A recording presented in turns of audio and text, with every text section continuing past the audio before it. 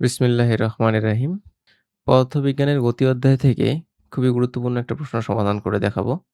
এই প্রশ্নটা বরিশাল বোর্ড ২০২৪ এ এসেছিল। প্রতি বছর প্রত্যেক বোর্ডেই এই অধ্যায় থেকে প্রশ্ন এসে থাকে। আর এই ধরনের প্রশ্ন খুবই গুরুত্বপূর্ণ প্রত্যেক বোর্ডের জন্য। আমি মনে করি এই প্রশ্নটা যদি সমাধান করো, তাহলে এই রিলেটেড যত ধরনের প্রশ্ন তোমরা সমাধান করতে পারবা। তো আসো আমরা প্রশ্নটা সমাধান করার চেষ্টা করি। প্রশ্নে আমরা দেখতে পাচ্ছি একটা টেবিল দেয়া আছে, সময় এবং বেগের টেবিল। এখানে সময়ের সাথে, সাথে বেগের যে পরিবর্তন সেটা দেয়া আছে। ক নম্বরে কি বলছে? স্পন্দন গতি কাকে বলে? খ নম্বরে বলছে সরণ বস্তুর গতিপথের উপর নির্ভর করে না, ব্যাখ্যা করো। আচ্ছা, ক নম্বর উত্তর কি? ক নম্বর স্পন্দন গতি কাকে বলে? যে গতিতে কোনো বস্তু একটি নির্দিষ্ট সাম্যাবস্থার চারিদিকে বারবার সামনে পিছনে দোলিত হয় তাকে স্পন্দন গতি বলে। যেমন ঘড়ির দোলক, দোলনা এগুলো সবই হচ্ছে স্পন্দন গতি। খ নম্বর প্রশ্নে বলছে সরণ বস্তুর গতিপথের উপর নির্ভর করে না, ব্যাখ্যা করো। সরণ হলো কোনো বস্তুর প্রারম্ভিক অবস্থান থেকে চূড়ান্ত অবস্থানের সরলরেখা দূরত্ব ও নির্দিষ্ট দিক। তাই বস্তুটি কোন পথ দিয়ে চলছে তা সরণের মানকে প্রভাবিত করে না। যেমন ধরো একটি বস্তু এ বিন্দু থেকে বি বিন্দুতে গেল। বস্তুটি সোজা পথ বা বাঁকা পথ যেকোনো পথেই যাক না কেন, শুরু ও শেষ অবস্থান একই থাকলে সরণ সবসময় এ থেকে বি বিন্দু পর্যন্ত সরলরেখার দূরত্বই হবে। তাহলে ২ টা পয়েন্ট থেকে যদি আমরা সোজাসুজি কোনো একটা রশ্মি টানি, সেই রশ্মির দূরত্বটাই হচ্ছে আমার সরণ। অতএব সরণ বস্তুর গতিপথের উপর নির্ভর করে না, বরং প্রারম্ভিক ও চূড়ান্ত অবস্থানের উপর নির্ভর করে। এই গেল আমার ক এবং খ নম্বর প্রশ্নের উত্তর। গ নম্বর কি বলছে? গাড়িটির ৬ষ্ঠ সেকেন্ডে অতিক্রান্ত দূরত্ব নির্ণয় করো।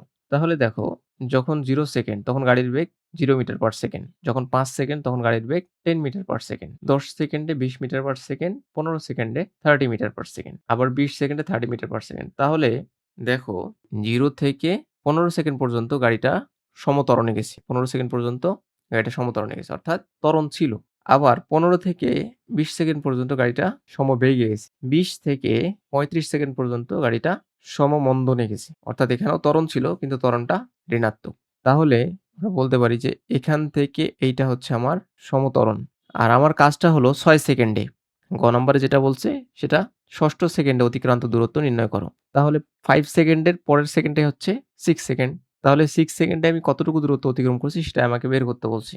এখন দেখো যে আমরা 0 সেকেন্ড থেকে ১৫ সেকেন্ড পর্যন্ত যেহেতু গাড়িটা সমত্বরণে গেছে, সেক্ষেত্রে একটা ত্বরণ থাকবে, সেই ত্বরণটা আমাকে বের করতে হবে। সেটা বের করার পরেই আমাকে ৬ সেকেন্ডের দূরত্ব বের করতে হবে।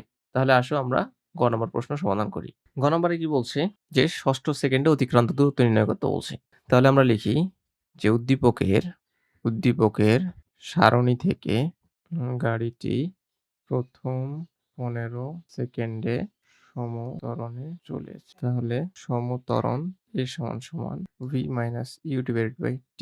তাহলে v minus u divided by t, যেখানে আমার আদি বেগ u সমান 0 মিটার পার সেকেন্ড ছিল এবং শেষ বেগ ছিল v is equal to 30 metre per second.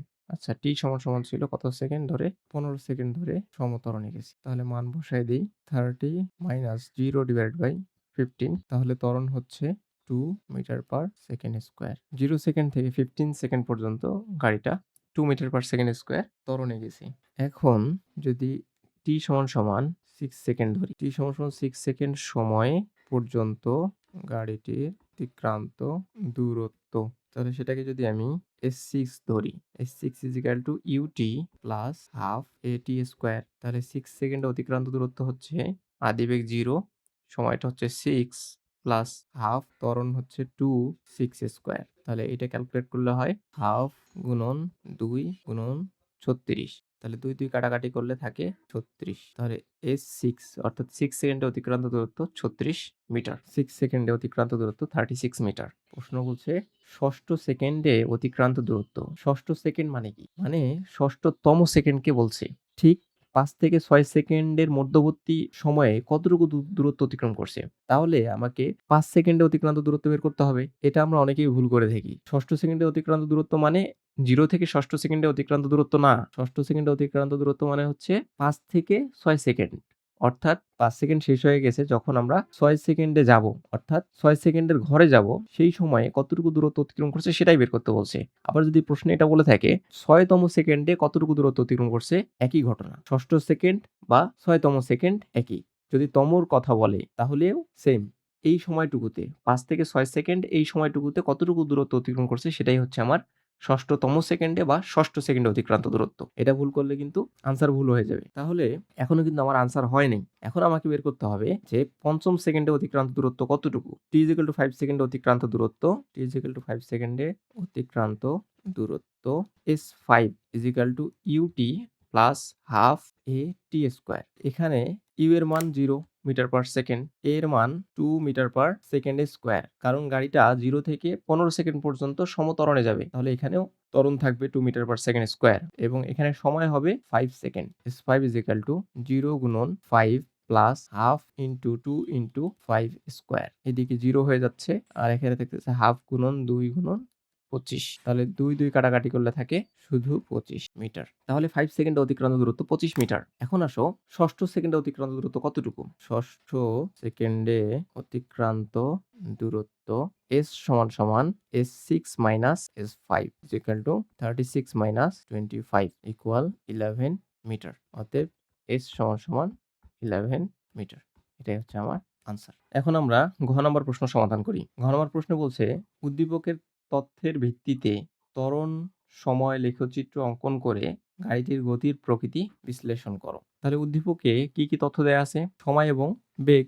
উদ্দীপকে দেয়া আছে সময় এবং বেগের তথ্য। আমাদেরকে বের করতে বলছে যে ত্বরণ সময়ের লেখচিত্র অঙ্কন করে গাড়ির গতির প্রকৃতি বিশ্লেষণ করো। ত্বরণ এবং সময়ের লেখচিত্র আঁকতে হবে আমাদেরকে। ত্বরণ সমান কি জানি? ত্বরণ সমান v/t, অর্থাৎ সময়ের সাথে সাথে বেগের যে পরিবর্তনের হার সেটাই হচ্ছে ত্বরণ। প্রত্যেকটা বিন্দুতে আমি যদি এটাকে a বিন্দু কনসিডার করি, এটাকে যদি b বিন্দু কনসিডার করি, c d e f g, প্রত্যেকটাকে যদি আমরা বিন্দু কনসিডার করি তাহলে এভাবে যদি আমি a b c d consider করি প্রত্যেক পয়েন্টে আমরা ত্বরণ পাবো। সেই প্রত্যেক পয়েন্টের ত্বরণকেই আমরা সময়ের সাথে সাথে লেখচিত্রে কনভার্ট করতে পারবো। তথ্যের ভিত্তিতে ত্বরণ সময় লেখচিত্র অঙ্কন করে গাড়িটির গতির প্রকৃতি বিশ্লেষণ করব।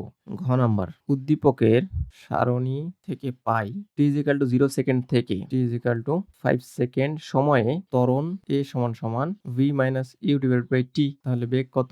বেগ হচ্ছে 10 এবং সময়টা হচ্ছে 5। বেগ ছিল আমার 10 আর আদিবেগ ছিল 0 এবং সময়ের ব্যবধান ছিল 5 সেকেন্ড। 0 সেকেন্ড থেকে 5 সেকেন্ডের সময় ব্যবধান 5 সেকেন্ড। তাহলে এখানে আসতেছে আমার 2 মিটার পার সেকেন্ড স্কয়ার। আবার আসো t = 5 সেকেন্ড থেকে t = 10 সেকেন্ডে ত্বরণ a = v - u/t। তাহলে এখানে দেখো বেগ ছিল, শেষ বেগ কত?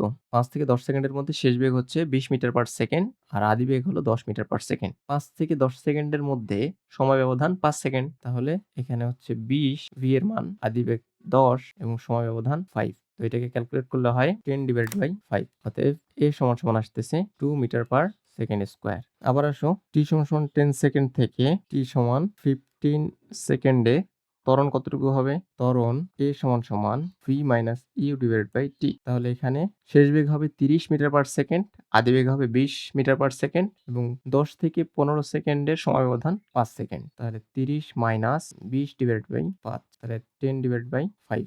অতএব a = আসতেছে 2 মিটার পার সেকেন্ড স্কয়ার। এখন আসো 15 থেকে 20 সেকেন্ডে ত্বরণ কতটুকু হবে? 15 থেকে t = 15 সেকেন্ড থেকে t = 20 সেকেন্ডে ত্বরণ a = v - u/t। তাহলে 15 থেকে 20 সেকেন্ডের সময় ব্যবধান কতটুকু আসতেছে? 15 থেকে 20 সেকেন্ডের সময় ব্যবধান 5 সেকেন্ড এবং আদিবেগ 30 মিটার পার সেকেন্ড, শেষ বেগও 30 মিটার পার সেকেন্ড। তাহলে এখানে ত্বরণ থাকবে দেখো 30 - 30 5, তাহলে আলটিমেটলি এখানে আসতেছে আমার 0। অতএব a = 0 metre per second square. আবার দেখো t = 20 সেকেন্ড থেকে t = 25 সেকেন্ডে ত্বরণ কতটুকু থাকবে? 20 থেকে 25 সেকেন্ডে ত্বরণ থাকবে 20 থেকে 25 সেকেন্ডে সময় ব্যবধান 5 সেকেন্ড এবং শেষ বেগ হয়ে যাচ্ছে আমার 20 মিটার পার সেকেন্ড, আদি বেগ ছিল 30 মিটার পার সেকেন্ড। তাহলে v এর মান হচ্ছে 20 আর u এর মান হলো, v এর মান 20, v - u/t। তাহলে v হচ্ছে 20 মাইনাস আদি বেগ ছিল 30/5, তাহলে -10/5।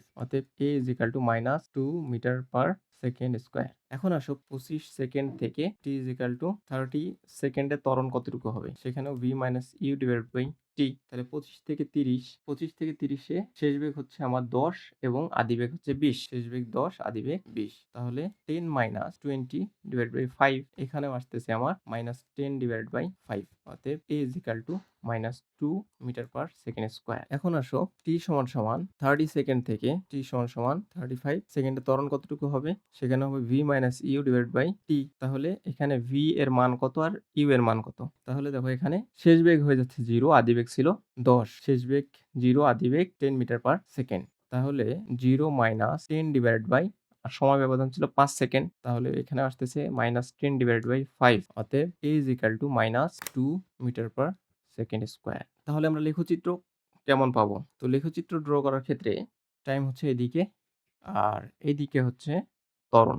এখানে ধরলাম 1, এখানে হচ্ছে 2, এখানে হলো 3, এদিকে -1, -2, -3। তাহলে এই বরাবর হচ্ছে আমার ত্বরণ বা মন্দন। এদিকে হচ্ছে আমার a metre per second square. এখন আসো পরিবর্তনটা কিরকম আসতেছে সেটা আমরা বের করব। 0 থেকে 5 সেকেন্ডে গাড়িটার ত্বরণ ছিল। তাহলে কত ত্বরণ ছিল? এটা যদি আমি 5 সেকেন্ড ধরি, এটা হচ্ছে 10, এটা হচ্ছে 20, এটা হচ্ছে আমার 5 second, 10 second, 15 second, 20 second, 25 second, 30 second, 35 second. তাহলে দেখো 5 থেকে 10, 10 থেকে 15 এই পর্যন্ত আমার ত্বরণ ছিল। কত ত্বরণ ছিল? 2 মিটার পার সেকেন্ড এই বরাবর। 15 পর্যন্ত 2 মিটার পার সেকেন্ড ত্বরণ ছিল। তারপরে 15 থেকে 20 সেকেন্ড পর্যন্ত কোনো ত্বরণ ছিল না, সমবেগে গেছি। 15 থেকে 20 সেকেন্ড পর্যন্ত সমবেগে গেছি। দেখো এখানে 0 থেকে 15 সেকেন্ড পর্যন্ত গাড়িটার বেগ বৃদ্ধি পাইছে। এই যে বেগ কিন্তু বৃদ্ধি পাইছে। 0 থেকে 10, 10 থেকে 20, 20 থেকে 30। তারপরে 15 সেকেন্ড থেকে 20 সেকেন্ড পর্যন্ত বেগের কোনো পরিবর্তন নাই। এখানেও 30 ছিল, এখানেও 30, তার মানে এটা সমবেগ। আবার 20 সেকেন্ড থেকে 35 সেকেন্ড পর্যন্ত গাড়িটার মন্দনে গেছে। তাহলে এখানেও আমার ত্বরণ হয়েছে কিন্তু ত্বরণটা ঋণাত্মক। গাড়িটা বেগ কমতে, কমতে একটা সার্টেন টাইমে এসে গাড়িটা থেমে গেছে। তাহলে এখান থেকেও ছিল আমার 2 মিটার পার সেকেন্ড স্কয়ার ত্বরণ। তারপরে 10 সেকেন্ডেও 2 মিটার পার সেকেন্ড স্কয়ার ত্বরণ ছিল। 15 সেকেন্ডেও 2 মিটার পার সেকেন্ড স্কয়ার ত্বরণ ছিল। তারপরে 15 থেকে 20 সেকেন্ড পর্যন্ত কোনো ত্বরণ ছিল না। আবার দেখো আমরা 15 থেকে 20 সেকেন্ডে ত্বরণ বের করছি 0 মিটার পার সেকেন্ড স্কয়ার। অর্থাৎ এখানে কোনো ত্বরণ ছিল না। 0 মিটার পার সেকেন্ড স্কয়ার। গ্রাফেও কিন্তু আমরা সেম কাজ করছি। 15 থেকে 25 সেকেন্ড পর্যন্ত আমার কোনো ত্বরণ হয় নাই। অর্থাৎ গাড়িটা সমবেগে গেছে। আবার 20 সেকেন্ড থেকে 25 সেকেন্ড পর্যন্ত ত্বরণ ছিল -2 মিটার পার সেকেন্ড স্কয়ার। আবার দেখো 25 থেকে 30 সেকেন্ড পর্যন্ত -2 metre per second square. 20 second থেকে শুরু হয়েছে, 25 সেকেন্ড পর্যন্ত ত্বরণ হয়েছে -2 metre per second square. 25 second থেকে শুরু হয়েছে, 30 সেকেন্ড পর্যন্ত -2 মিটার পার সেকেন্ড স্কয়ার। আবার দেখো যে 30 সেকেন্ড থেকে শুরু হয়েছে, 35 সেকেন্ড পর্যন্ত -2 মিটার পার সেকেন্ড স্কয়ার। তাহলে এখানে আসার পরে এই যে এটা আমার নিচে নেমে যাবে কত পর্যন্ত? এই যে 2 পর্যন্ত। যেহেতু 2 metre per second square minus, তাহলে এখান থেকে গিয়ে একেবারে 35 সেকেন্ড পর্যন্ত আমার ত্বরণ ছিল। অর্থাৎ ত্বরণটা ঋণাত্মক ছিল। 20 সেকেন্ড থেকে 35 সেকেন্ড পর্যন্ত ত্বরণ ছিল। ত্বরণটা ঋণাত্মক ছিল, অর্থাৎ মন্দন হইছে। তাহলে এইটা হচ্ছে আমার গ্রাফ বা লেখচিত্র। এটা হচ্ছে আমার কাঙ্ক্ষিত আনসার। তাহলে প্রত্যেকটা পয়েন্টের জন্য ত্বরণ বের করে সেই ত্বরণ দিয়ে একটা গ্রাফ আঁকতে হবে সময়ের সাথে, সাথে। সময়ের সাথে, সাথে ত্বরণের পরিবর্তন কিরকম সেটা আমাদের এই গ্রাফের মাধ্যমে দেখাইতে হবে।